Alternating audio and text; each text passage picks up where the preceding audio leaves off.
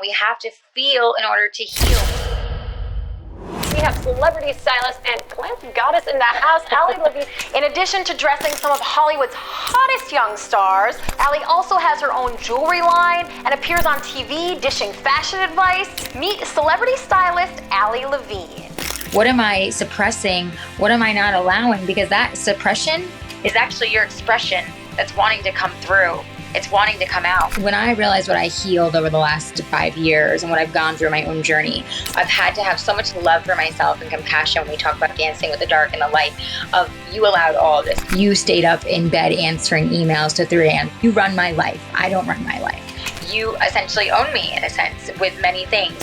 And I allowed it that way to the point when I was having my first daughter, I was answering text messages in the beginning of my labor about where our dress is for one of my clients. In the beginning of labor. Really we're focused on, and we were getting into the groove of, is really this contrast and comparison in light versus dark. And we've referenced kind of like the time of your life that led to darkness, right? Pre-kids, what you were doing. We talked a little bit about that ego piece and what it was protecting and your authentic self. What I'm curious about is, did you always want to be a celebrity stylist? And if not, what was your original path and what got you into that field to begin with? Yeah, that's a good question. So first off, I didn't know what a stylist was because that term wasn't really around when I was dating myself. When I was in college and I was in high school, it wasn't really a term. So I always loved fashion. And answer your question, Brian, fashion was always my passion. I would say that since I was super young. Fashion is my passion. You're a poet and you didn't know it. Yes. That's right. Literally, it was my passion. It was something I loved. Growing up, my grandmother, who's now, on the other side, and my mom, we would always go, to boutiques and go shopping together and do all these things. And I would love watching people get excited over their clothing and their purchases. I love seeing the transformation of what would happen when someone would pick out their outfits, what they would be doing, what would be, going on in the process of watching them shop. And it really excited me. And so that's where I found the love for it. And my grandmother was always dressed beautifully. I loved her outfits. I loved how put together she was. So I always knew fashion was going to be a part of my world and I was going to be doing something in it. And then, long story short, I did a bunch of studying in fashion. I learned sewing and design, all different things from my grandmother as I was a young girl in high school and then college. And my dad, before I got into fashion in college, my dad made it very clear he wanted me to do business school before I went into fashion school because he wanted to make sure I had a job before a real job. Yeah. Okay. Our parents, they knew what they knew.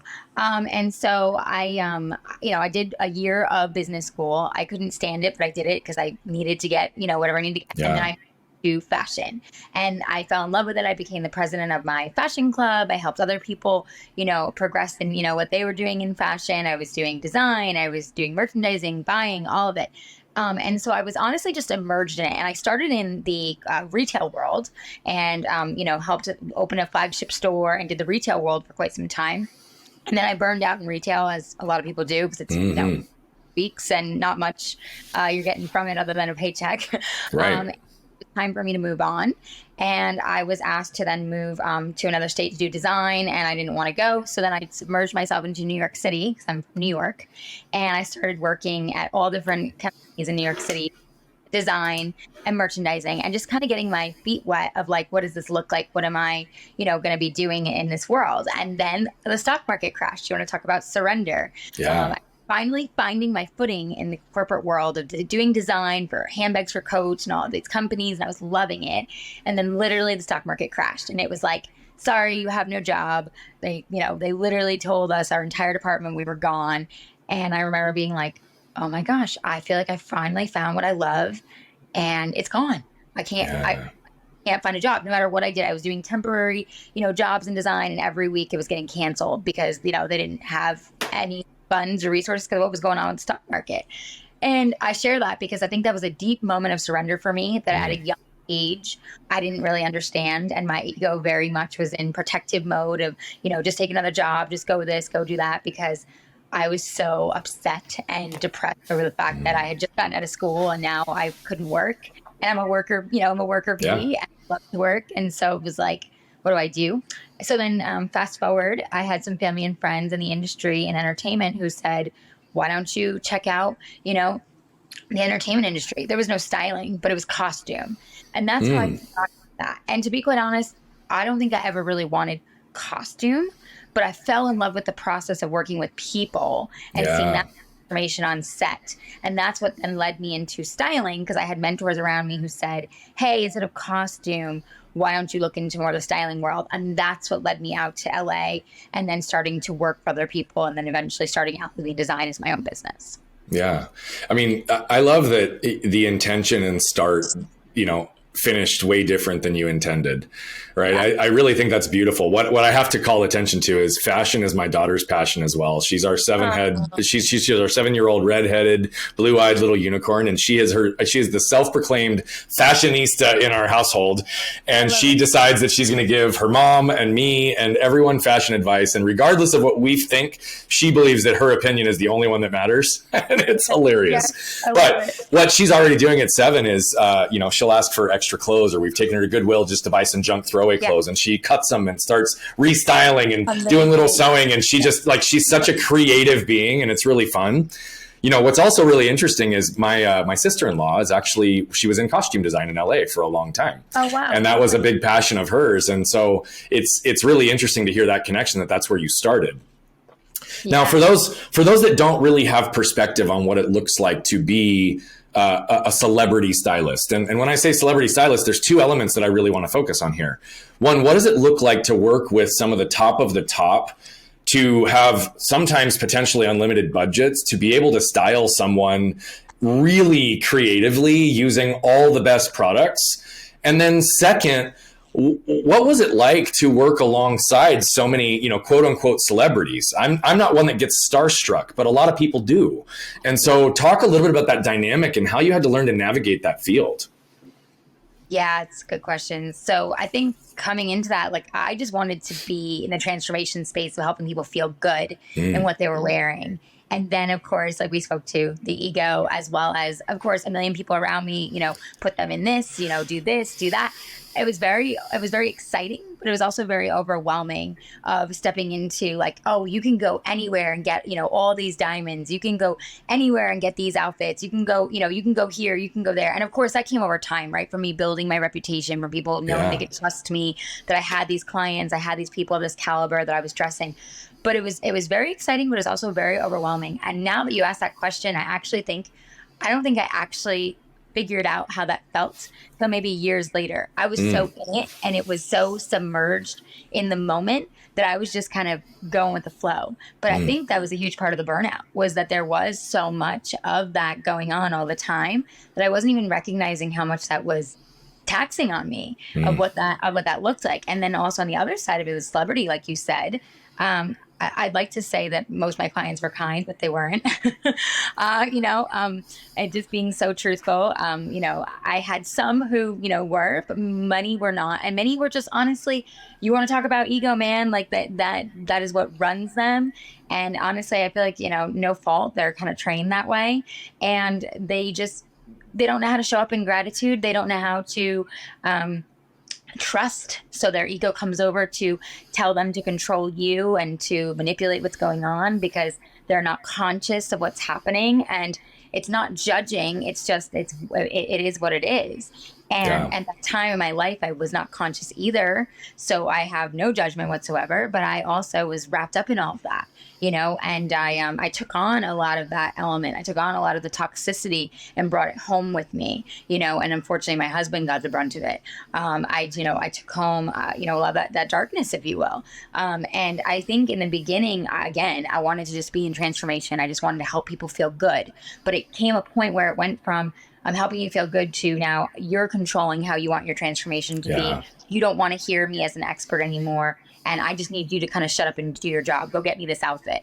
And that's where the kind of the resentment, honestly, and the distaste and the things started kind of changing for me. Was I was no longer feeling that passion, that love, and I think it took for me then to get pregnant with my first daughter in 2018 or, 2017 and 2018, to be actually realizing oh, this is not actually healthy for me. I'm actually not enjoying this. And I think it took carrying another, being. I really believe we're the sacred portal, as mothers. And I believe I was in such a sort of spiritual path. I was feeling so much of her and her energy that I was no longer wanting to take that away, wanting to give that to her and take that away from me. I wanted to be basking in, that beauty and that light and that new life and what was coming. And I wanted to focus on her and my creation of family and not worry about everybody else. Yeah, that's really beautiful.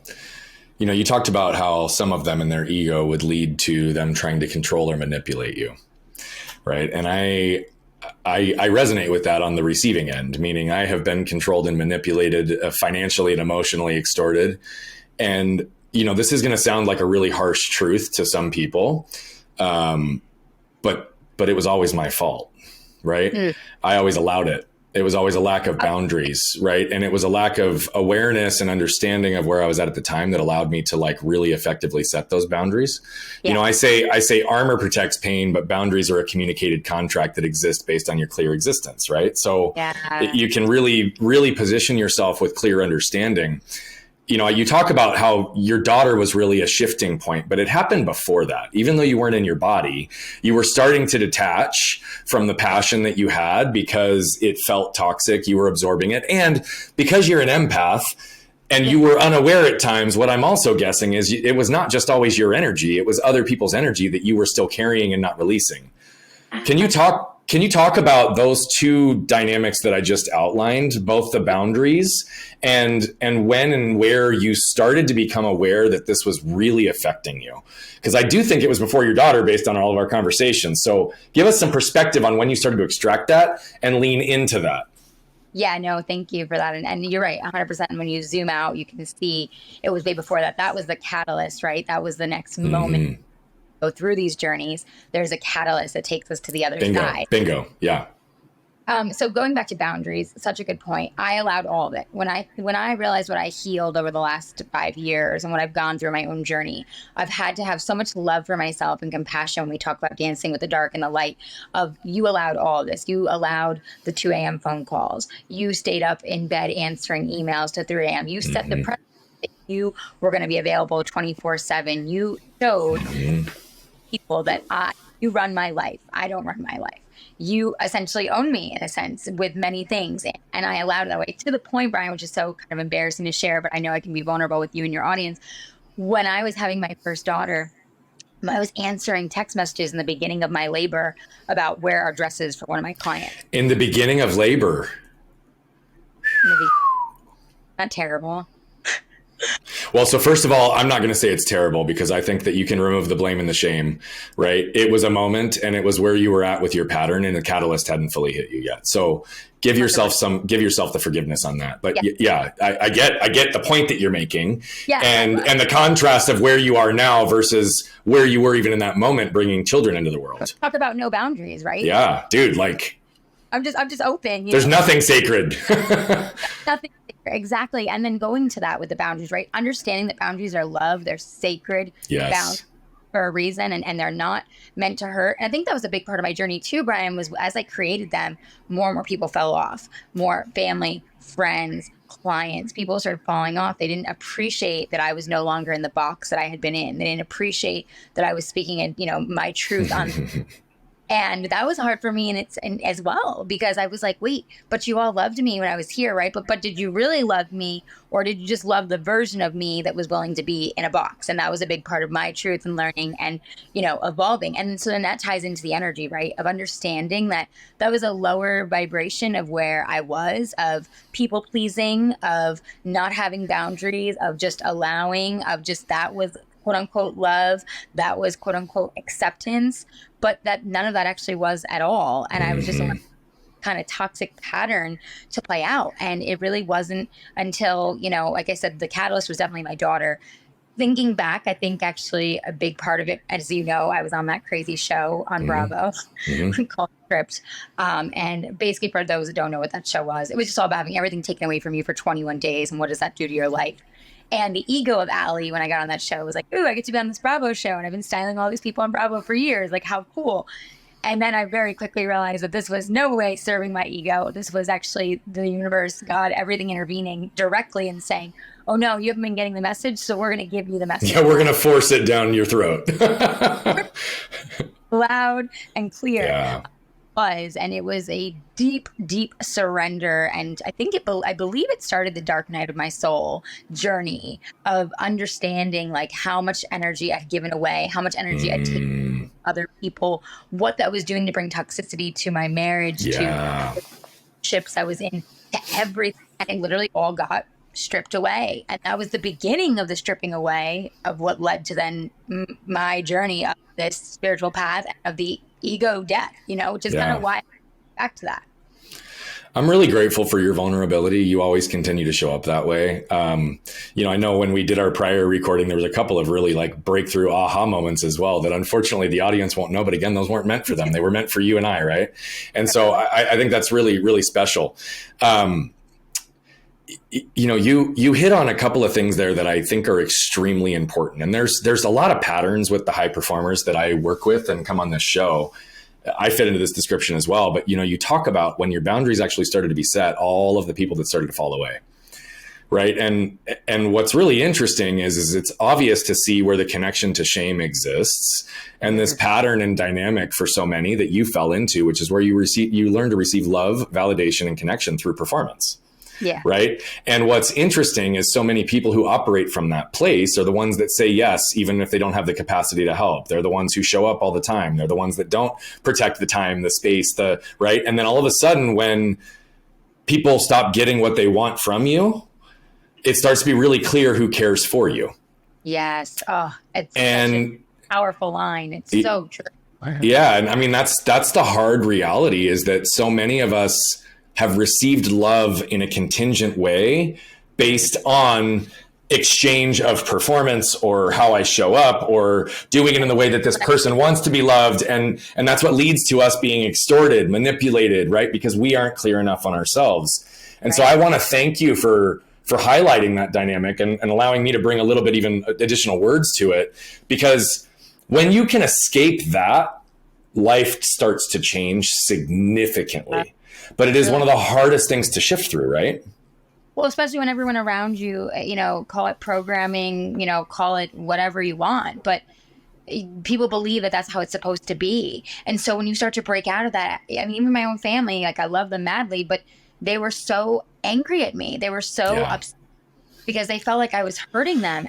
I wasn't hurting them. I loved them deeper, but I had to love me. Yes. I had to love more because I was not in a place of love. I recognized for years I hadn't loved myself. And going back to our other conversation, just kind of bring that in for your audience. I recognize a huge part of my anger and depression and everything that was hidden was my grandmother's passing. And, in 2013, and that I hadn't dealt with her death. I hadn't any grieving, and all that repression of sadness became anger and became and so I, was allowing it, right? But when I finally started to heal that and unearth all of that and see that darkness and see my shadows and move through that and do the work and continue to, those sacred boundaries are no question. They're right there in front of you. Like, are you going to choose you and love yourself, or are you going to go back to where you were in that dark?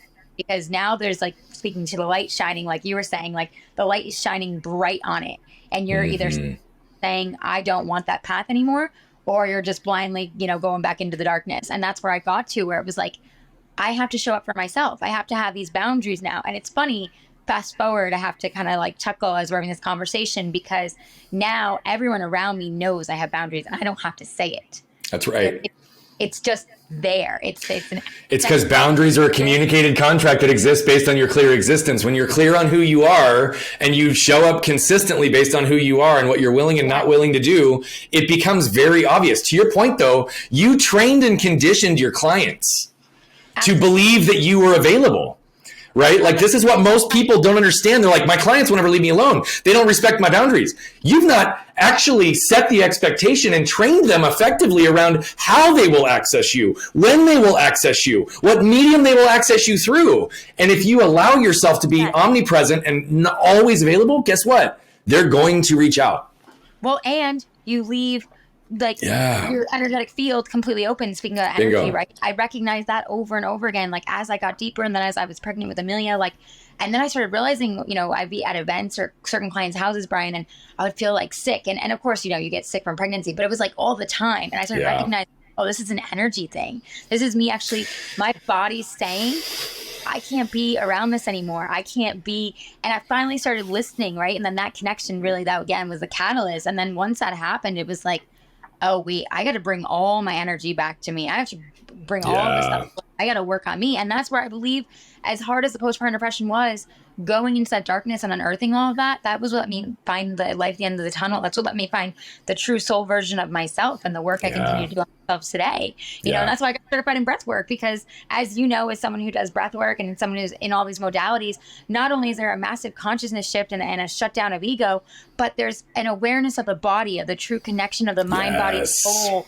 the unearthing of the trauma, the allowing it to and release and move through and continue to unpack those layers. And the more we regulate ourselves and regulate our nervous system, the more the shuts off, the more the body comes into life. Messenger, that divine channel comes within us. Yeah.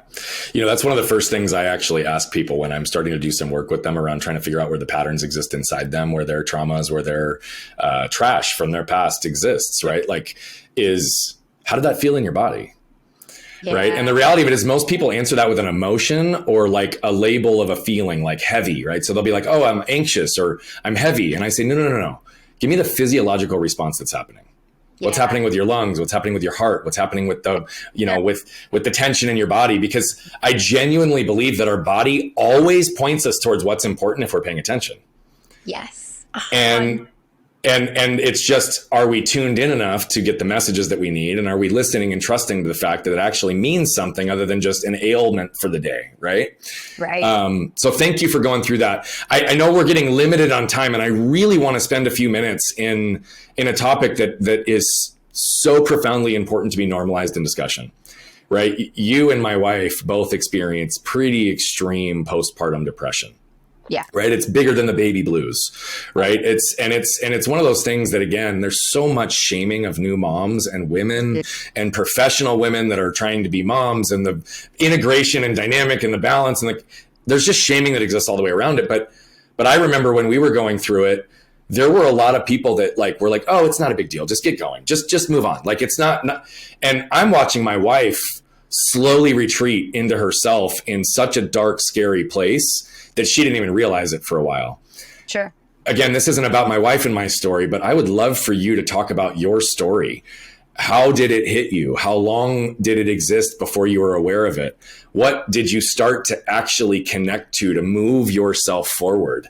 Right? I know it was a catalyst on something that was already existing, but that darkness is a special kind of darkness. Yes. And I would really like you to normalize and bring your truth into the world through this. Yeah, absolutely. And I remember us chatting when we first connected, and that was such a huge part, was, you know, understanding, you know, what your wife had been through, and having that empathy for each other, and that, you know, love and compassion. And thank you for, you know, speaking to it. And it's true. It's a special type of darkness. It's something I never expected to ever go through or experience.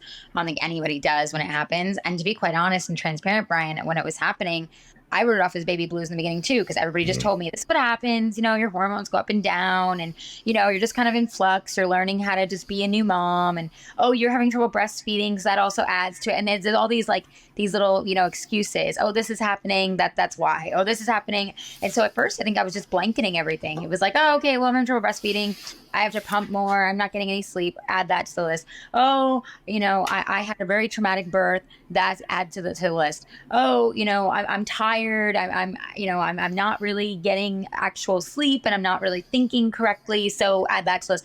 All these piled on excuses instead of dealing with the root of what was actually going on, which was that I had completely lost myself, that I completely went from that celebrity wardrobe stylist who was always, you know, out in the world, you know, public figure, seen everywhere, all the things, talk about ego, you know, et cetera, with the top clients, to, you know, the top projects, to home in bed, barely moving, with a massive scar, feeling horrible in my body, in my mind, in every way, shape, or form, trying to show up for a brand new baby and this brand new life that I'm like, what the fuck is going on right now?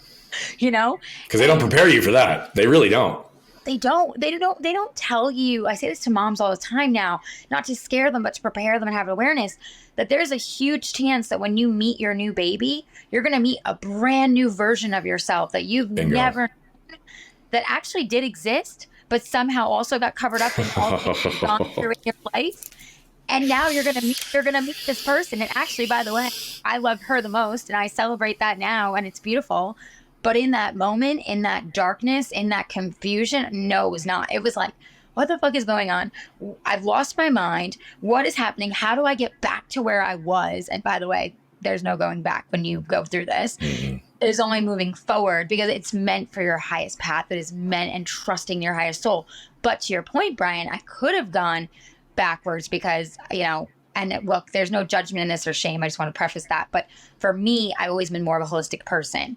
And when I went through my journey with the postpartum depression, my doctor wanted to put me on prescription immediately and wanted to numb me out and wanted me to just get going again. Within 6 to 8 weeks, we're going to, you know, numb you out and you'll be back to everything you're doing. No problem. Back to work, back to all the things. It won't even be like this happened. And there was a part of me that really was like, oh, okay, yeah, I'm going to do this because I need to get back and I can't deal with any of this. I don't know what any of this is. I got to get back to where I was. And my soul, when you talk about listening to your body, when I was sitting there on the bench, I got this contracting, massively contracting feeling, this tension in my body of like, it's a no, it's a no, that something is telling me not to do this. And my ego was saying, no, you want to do this. It's going to protect you. It's going to make you feel better. You need to do this. But my soul was saying, no, you need to go deeper into the layers. There's more to this. There's more to be seen.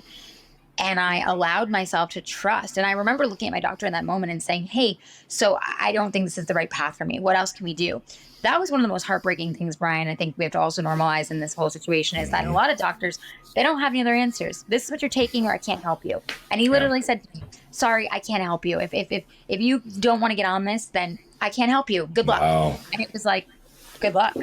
I started bawling, you know, I was like looking down at my C-section scar that I was already, you know, horribly shaming my body for and hating because that's a whole nother story of not grieving, you know, my birth because my birth didn't. Your birth plan was different. Yeah. Right. And that was a huge part of the postpartum depression and the grief that came up that I had to deal with. But I was so grateful that I had enough people around me that we're in a holistic space that we're like, you know, let's look into, you know, neuralistic programming. Let's look into cognitive therapy. Let's, you know, get you with a therapist, a postpartum therapist. And as I had a postpartum team, which I would say to any mom listening or anyone who is going to be a mom, even if that's not going to happen to you, set yourself up to have resources. Yes. Do the research, get educated, get knowledgeable, understand that these things can happen and they're out of our control, especially birth, because birth is the ultimate surrender.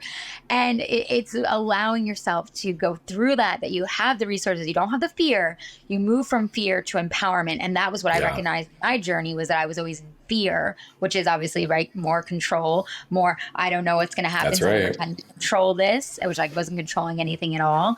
And so, you know, in my journey, as you said, like what happened to move through, it was having that postpartum team. It was having support to be able to find more holistic ways. Then it was meditation. Meditation was the first real shift in the ego death, as well as the ego shut off and the awareness into the consciousness and the presence of understanding what that would do. And at first, by the way, anyone listening, I hated meditation. Brian, I hated it. Yeah, I did too for a long time. Oh my God. I would write down. Because you couldn't sit still. I would not sit still. And the thoughts would just keep running and going. And I would write in my journal, I hate meditation. This shit doesn't work. I don't know why I'm sitting here meditating. And it drove me nuts until one day it clicked out of nowhere. I just remember one morning, I was probably like 5 or 6 months in, and it just all of a sudden I felt lighter that morning. I wasn't better by any means, but I was feeling lighter for the first time in months. And I had hit the postpartum depression pretty early, probably like month or two in. I don't think I recognized it and dealt with it probably till about 3 months in to give a timeline, but it was already there in the beginning. So I was already really in it and very much deep.